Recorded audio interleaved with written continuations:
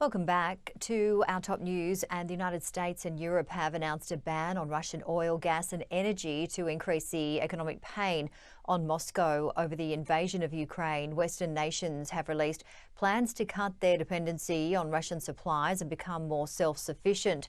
President Joe Biden made the announcement in a bid to end attacks in the region, following a similar move by the UK. We're banning all Russian oil and gas and energy.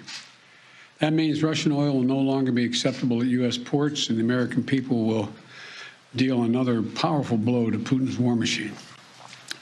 This is a move that has strong bipartisan support in Congress and, I believe, in the country. Russia has already threatened to cut its main gas pipeline to Germany in response to the ban. The move could have catastrophic consequences on the global market.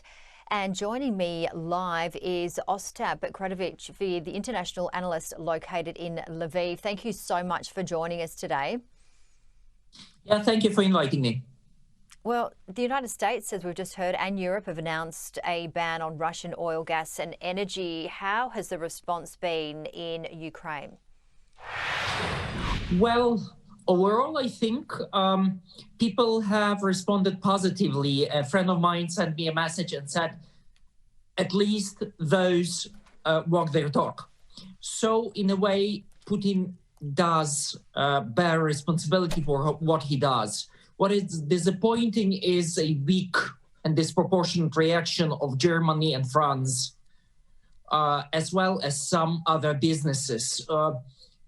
Overall, there is a mounting global response from the companies that deal in a digital world, stopping their services in Russia. So I'm sorry for the Russian citizen to bear the burden of those sanctions, but anyway, it's their leadership and they follow suit.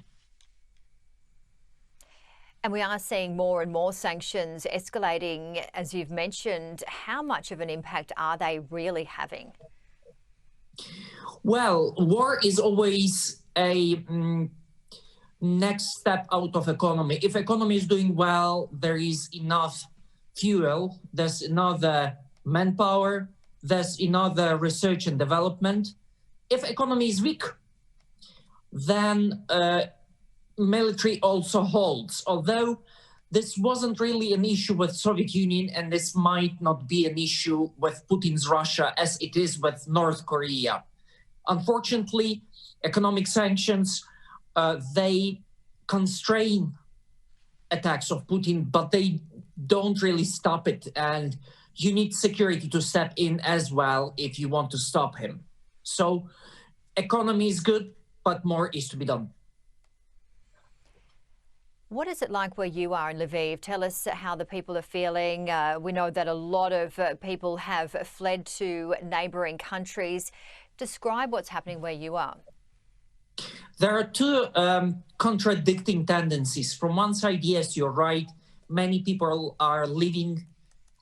People from the east, from Kharkiv and from Kyiv, are coming to Lviv. People from Lviv are going to Poland, specifically because it's the nearest border. But from another side, you will see the queues standing next to the military district headquarters. People are lining up to take arms and to go and fight the enemy. So you would see that women and elderly people are leaving, but men are staying and men are getting ready to fight. I think we will be witnessing the second wave of attacks soon, and I don't think Lviv, which is quite far west, will be not stricken. It's one of the spiritual hearts of the country, and for Putin to break the will of the people, it might be the target. But I believe if you look into the meetings of Ukrainians in southern Ukraine, especially in the occupied cities of Kherson and Nova Kakhovka, imagine Australia is occupied and people of Australia are coming out and singing Australia's anthem and holding Australia's flag unarmed in face of the armed enemy. That's what is happening now, today. Well, we are thinking of you, and thank you very much for describing the situation there. And we look forward to touching base with you very, very soon. Ostap, international analyst located in Lviv. You take care, and thank you very much for joining us this morning on the Sky News Breakfast.